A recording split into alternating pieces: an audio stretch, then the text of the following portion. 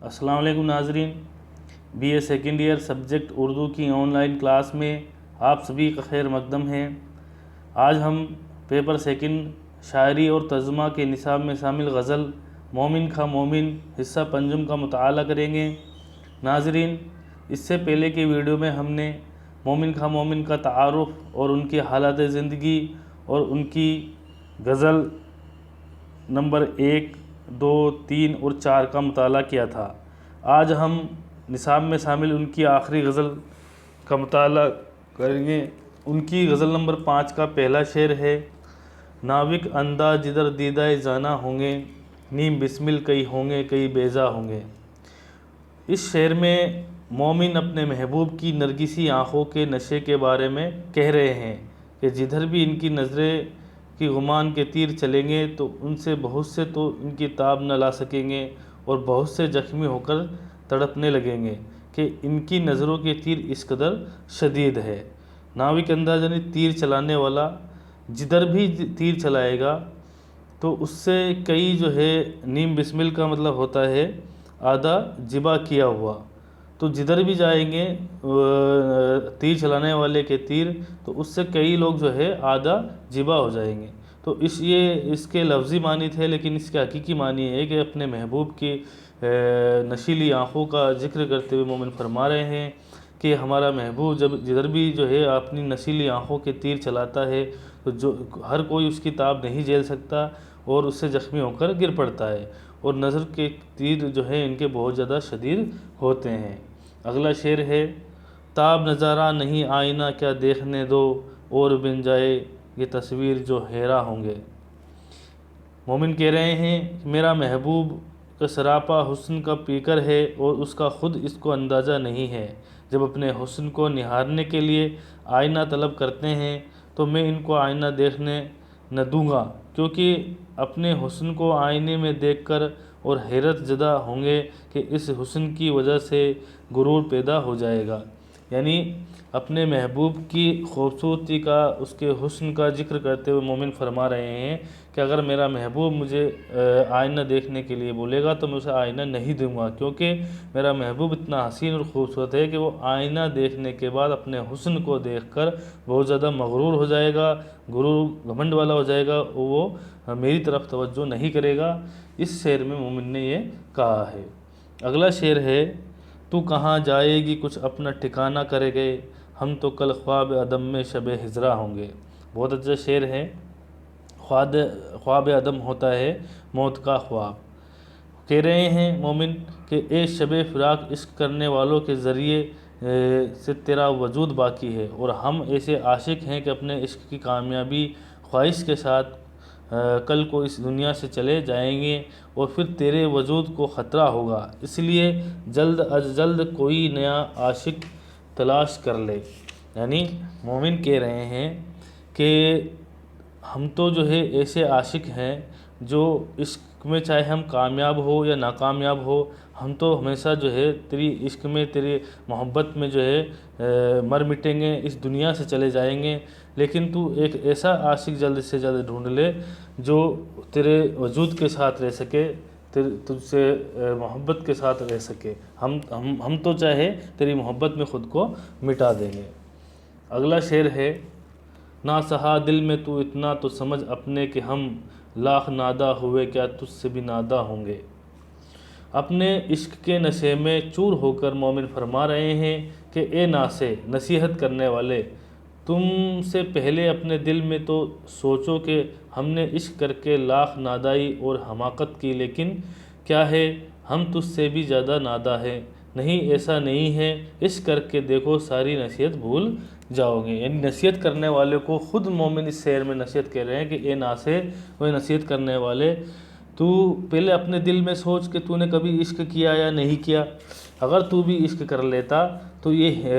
इस तरह की बातें नहीं करता कि इश्क में मुब्तला होने के बाद आदमी से क्या कर गुजरती है। तो ये मोमिन ख़ुद नसीहत करने वाले को नसीहत करके इस शेर में फरमा रहे हैं। अगला शेर है, करके ज़ख्मी मुझे नादिम हूँ ये मुमकिन ही नहीं, गिरोह होंगे भी तो बेवक्त परेशान होंगे। अपने माशूक की ज़फ़ा पर کہہ رہے ہیں، ان کی بے وفائی پر جو ہے معشوق شاعر مومن فرما رہے ہیں کہ اپنے ظلم سے مجھے زخمی کر کے احساس ندامت کرے، یہ بات ان کی ذات سے دور ہے، لیکن اگر ان کو اپنی اس غلطی پر شرمندگی کا احساس ہو تو پھر اس شرمندگی سے کیا فائدہ حاصل ہوگا۔ یعنی مومن کہہ رہے ہیں کہ اگر میرا محبوب، میرا معشوق اگر مجھ سے جفا کرے، یعنی بے وفائی کرے، مجھ پہ جو ہے مجھے درد و غم دے، مجھ سے بے وفائی کرے، تو یہ درد و غم اور یہ بے وفائی جو ہے کسی ظلم سے کم نہیں ہے، لیکن اگر اپنی اس غلطی پر وہ شرمندگی کا احساس کرے تو بھی اس سے کوئی فائدہ حاصل ہونے والا نہیں ہے۔ اگلا شعر ہے، ایک ہم ہیں ہوئے ایسے پشیماں کہ بس، ایک وہ ہے کہ جنہیں چاہ کے ارماں ہوں گے۔ مومن اپنی آپ بیتی بیان کر رہے ہیں، کیونکہ اپن نے پہلے بھی دیکھا ہے کہ مومن عشقیہ شاعری کے جو ہے بڑے شاعر مانے جاتے ہیں، اور ان کے ہر اشعار میں اپنے محبوب سے عشق جو ہے جھلکتا ہوا نظر آتا ہے۔ تو اپنی آپ بیتی بیان کرتے ہوئے مومن فرما رہے ہیں کہ میں نے عشق میں کیا جس کی وجہ سے ہم آج تک بہت زیادہ شرمندہ ہے کہ ہمارا یہ قدم غلط تھا، میں نے عشق کیا اور جس کی وجہ سے میں شرمندہ ہوں کہ آج تک میں نے جو عشق کی راہ کا جو قدم اٹھایا تھا وہ بہت غلط تھا، لیکن ہمارے برعکس جو میرا محبوب ہے وہ بھی جو صرف محبت و الفت کا ارمان اپنے دل میں سجائے ہوئے ہیں کہ کوئی ان کو چاہے۔ اب میرا محبوب لیکن میرے سے یہ کہتا ہے کہ کوئی اتنی محبت اور الفت مجھ سے کرے، یہ میرا ارمان میرے دل میں ہے کہ وہ بھی اس سے جو ہے دگنی محبت سے اسے چاہتا ہے۔ یہ بات اس نے مومن نے اپنے شعر میں کہی ہے۔ اگلا شعر ہے، ہم نکالیں گے سن کے موز ہوا بل تیرا، اس کی زلفوں کی اگر بال پریشاں ہوں گے۔ محبوب کی کالی لمبی اور خوشبودار زلفیں کے بارے میں بیان کرتے ہوئے مومن فرما رہے ہیں کہ جب ہوا سے منتشر ہوتی ہے تو مومن اس سے بڑی تکلیف ہوتی ہے، یعنی اس کی جو اپنے محبوب کی کالی لمبی اور خوشبودار جو زلفیں ہیں، بال ہے، وہ جب ہوا سے لہراتے ہیں تو اس سے بڑی تکلیف ہوتی ہے، اور وہ اپنی اس تکلیف کا اظہار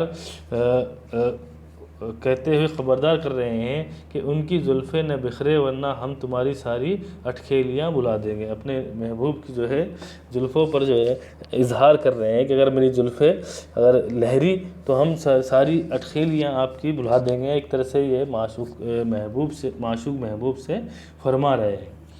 اگلا شعر ہے، صبر یارم میری وحشت کا پڑے گا کہ نہیں، چارہ فرما بھی کبھی قیدی زندہ ہوں گے۔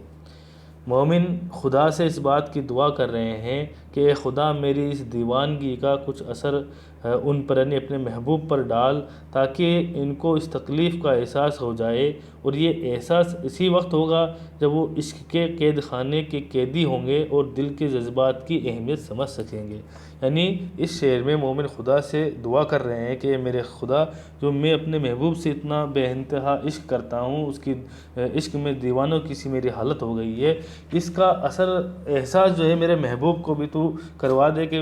اس کا محبوب جو ہے اس سے اتنا بے انتہا عشق کرتا ہے، تاکہ اس کے اندر بھی عشق کی ایسی جو ہے آگ لگے اور وہ عشق کے اس قید خانے میں قیدی کی طرح جو ہے ہو جائے اور اپنے جذبات کو جو ہے وہ اس کی اہمیت کو وہ سمجھ سکے۔ اگلا شعر ہے، منت حضرت عیسیٰ نے اٹھائیں گے کبھی، زندگی کے لیے شرمندہ ایسا ہوں گے۔ یہ شعر جو ہے تلمی کا شعر ہے، حضرت عیسیٰ کی طرف جو ہے اشارہ کیا گیا ہے۔ میں نے پہلے بھی بتایا کہ جب کوئی شعر جس میں کوئی قصہ، واقعہ، حدیث، قرآن کی آیت یا کوئی داستان کی طرف اشارہ کیا گیا ہو تو وہ تلمی کا شعر ہوتا ہے، اور اس شعر میں جو ہے حضرت عیسیٰ کی طرف اشارہ کرتے ہوئے مومن فرما رہے ہیں کہ صاف طور پر اعلان کر کے کہہ رہے ہیں کہ ہم ایک بار قتل ہونے کے بعد محبوب کے ہاتھوں سے زندگی کی بھیک مانگنا ہماری شان کے خلاف ہے کہ حضرت عیسیٰ سے چند روزہ زندگی کی منت مانگ لی جائے اور پھر ہمیشہ ان کے احسان تلے دبا رہنا جائے گی۔ تو اس میں حضرت عیسیٰ کے بارے میں اس لیے اشارہ کیا گیا ہے کہ حضرت عیسیٰ کو یہ معجزہ حاصل تھا کہ وہ مردوں کو زندہ کر دیا کرتے تھے، تو وہ اس لیے مومن فرما رہے ہیں کہ اگر ہم اپنے محبوب کے ہاتھوں ایک بار اگر قتل ہو جائے تو ہم واپس زندگی کی بھیک نہیں مانگیں گے، کیونکہ حضرت عیسیٰ سے منتیں مانگ کے ہم زندہ ہو جائیں گے، پھر وہ ہمیشہ ان کے احسان کے تلے دب جائیں گے۔ تو اسی طرح جو ہے اس میں اپنے محبوب سے جو ہے قتل ہونے کے بعد وہ مر جانا چاہتے ہیں، ہمیشہ کے لیے واپس زندہ نہیں ہونا چاہتے۔ یہ بات اس شعر میں کہی گئی ہے۔ اگلا شعر ہے، تیرے دل تفتہ کی تربت پہ عدو جھوٹا ہے، گل نہ ہوں گے شرارات سے سوجا ہوں گے۔ بہت اچھا شعر ہے۔ مومن فرما رہے ہیں کہ محبوب کی سنگ دلی کے پر اظہار کرتے ہوئے کہہ رہے ہیں، یعنی اپنے محبوب کا جو سنگ دل ہے، یعنی پتھر جیسا جو محبوب کا دل ہے، اس پہ اظہار کرتے ہوئے کہہ رہے ہیں کہ اے محبوب تیرے دل جلے عاشق کی قبر پر جب تو، یعنی عدو بولتے ہیں پھولوں کو، کہ جب نذرانہ دے رہا ہے تو اس میں کبھی جلانا مقصود ہے، گویا کہ وہ پھول نہیں بلکہ ہم کو مزید جلانے کے لیے اس پھول نما انگارے کو استعمال کیا ہے تاکہ ہم کو اور تکلیف ہو، یعنی محبوب دکھاوا کر رہا ہے۔ بہت اچھا شعر ہے۔ مومن کہہ رہے ہیں کہ میرا محبوب اتنا سنگ دل ہے، پتھر دل ہے کہ جب میں مر گیا اور میری قبر پر میرا محبوب آیا تو وہ پھولوں کا نذرانہ اس طرح پیش کر رہے ہیں، گویا مجھے ایسا لگ رہا ہے کہ وہ پھولوں کا نذرانہ نہیں بلکہ آگ کے شعلے ہیں اور وہ میری قبر پہ مجھ سے چڑھا رہے ہیں، یعنی ایک طرح سے مجھے اور زیادہ تکلیف دے رہے ہیں، کہ یعنی کہ محبوب جو ہے محبت کا دکھاوا کر رہا ہے۔ اگلا شعر ہے، غور سے دیکھتے ہیں طوف کو آہوے حرم، کیا کہیے اس کے سگ کوچا کے قربا ہوں گے۔ ہمارے عشق کی دیوانگی کا یہ عالم ہے۔ مومن فرما رہے ہیں کہ ہم ہمارے عشق میں اتنے زیادہ دیوانے ہیں کہ اس کی گلی کا کتا اور حرم کے ہرن ہمارے محبوب کے دیار کے طواف کرنے کو بڑے غور سے دیکھ رہے ہیں اور اس محبت پر اپنی جان تک قربان کرنے کے لیے تیار ہے۔ یعنی اپنے کہتے ہیں نا کہ محبوب کے گلی کا تو کتا بھی پیارا لگتا ہے، تو اسی سے متاثر والی بھی بات ہے۔ مومن کہہ رہے ہیں کہ اس کی گلی کا کتا اور ہرن تو ایسے لگ رہے ہیں جیسے اسے گھر کے طواف کر رہے ہیں، یعنی ایک طرح سے اپنی محبت پر اپنی جان تک قربان کرنے کے لیے تیار ہے۔ تو اس طرح کی بات اس شعر میں مومن فرما رہے ہیں۔ اگلا شعر ہے، چاک پردے سے غمزے ہیں تو اے پردہ نشی، ایک میں ہی کتاب سے ہی چاک گریباں ہوں گے۔ بہت اچھا شعر ہے۔ مومن کہہ رہے ہیں کہ محبوب کے حسن و جمال اور اشاروں کے بارے میں فرما رہے ہیں کہ چاک چلمنوں سے اشارے کرتے ہیں تو پھر ایک میں ہی کیا تمام لوگ تمہارے حسن اور انداز کو دیکھ کر اپنے اپنے گریباں چاک کر لیں گے، یعنی مدہوش ہو جائیں گے اور اس کو کسی طرح کی کوئی خبر یا احساس نہیں ہوگی۔ چاک پردہ، چاک مطلب ہوتا ہے پھٹا ہوا، چلمن جو ہے پردے کو بولتے ہیں۔ اگر پھٹے ہوئے پردے سے میرا محبوب اپنے حسین اور خوبصورت چہرے کو اگر دکھائے گا، وہ پردہ نشی تو اپنا آپ کو کہہ رہا ہے لیکن اس کا پردہ جو ہے وہ چاک ہے، پھٹا ہوا ہے۔ پھٹے ہوئے پردے سے جب وہ اپنا خوبصورت اور حسین چہرہ دکھائیں گے تو میں ہی کیا بہت سارے لوگ جو ہے مدہوش ہو جائیں گے، یعنی اپنے گریباں کو چاک کرنے کا مطلب ہے مدہوش ہو جائیں گے، اس کی خوبصورتی پر فدا ہو جائیں گے، تو کسی کو خبر اور جو ہے احساس بھی نہ ہوگا۔ تو اس لیے اس شعر میں اپنے محبوب کو جو ہے پردے کے ساتھ رہنے کی نصیحت جو ہے مومن فرما رہے ہیں کہ آپ چاک پردے سے باہر نہیں نکلے۔ اگلا شعر ہے، مقطع کا شعر ہے، غزل کا آخری شعر ہے، مومن کا بہت اچھا شعر مانا جاتا ہے۔ ہر جگہ آپ کو یہ شعر جو ہے سننے کو مل جائے گا، بہت ہی مشہور اور اعلیٰ شعر ہے کہ عمر تو ساری کٹی عشق بتا میں مومن، آخری وقت میں کیا خاک مسلماں ہوں گے۔ مومن کہہ رہے ہیں کہ اپنے آپ سے کہہ رہے ہیں کہ اے مومن، تم نے ساری زندگی عشق خدا کی بجائے عشق بتا، عشق خدا کی بجائے یعنی اپنے خدا سے محبت کرنے میں، اس کی عبادت کرنے کے بجائے عشق بتا یعنی اپنے محبوب سے، اپنے جیتے جاگتے محبوب سے آپ نے عشق میں اور اس کی عبادت میں ہی زندگی گزار دی، جو تمہارے لیے نقصان کا سودا تھی، لیکن جب تم عشق بتا میں ناکام ہوئے تو اپنی عمر کے آخری پڑاؤ پر عشق خدا کی طرف توجہ کر رہے، تو بھلا آخری وقت میں تمہارا عمل کسی کام کا ہے تو کوئی فائدہ نہ پہنچانے والا ہے۔ بات سمجھ میں آئی؟ بہت آسان شعر ہے، مومن کہہ رہے ہیں، اپنا آپ سے مومن کہہ رہے ہیں کہ تم نے اپنی ساری زندگی تو جو ہے عشق خدا میں نہیں گزاری بلکہ عشق بتا میں گزاری ساری زندگی، یعنی اپنے محبوب سے عشق، جیتے جاگتا جو محبوب ہے اسے جو ہے بت سے بنائے بتا، تو یعنی اپنے جیتے جاگتے محبوب کی مورت سے جو ہے تم نے محبت کی ہے، اسی سے عبادت میں تم نے ساری زندگی گزار دی، اور جب آخری عمر کے پڑاؤ پر جب تم اپنے عشق میں ناکام ہو گئے، یعنی تمہیں اپنے محبوب کی محبت نہیں ملی کیونکہ تمہارے محبوب نے تم سے بے وفائی کی اور محبت نہیں ملی، تو آخری وقت میں تم عشق خدا کی طرف جو ہے توجہ ہو رہے ہیں، تو وہ خدا بھی جو ہے اس چیز کو دیکھ رہا ہے، تو وہ بھی جو ہے اس چیز سے تمہیں کوئی فائدہ حاصل نہیں ہونے والا کہ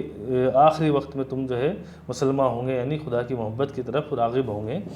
تو یہ آخری شعر میں اس طرح کی باتیں مومن فرما رہے ہیں۔ شکریہ ناظرین، اگلی ویڈیو میں ہم الطاف حسین حالی کی غزل کا جائزہ لیں گے۔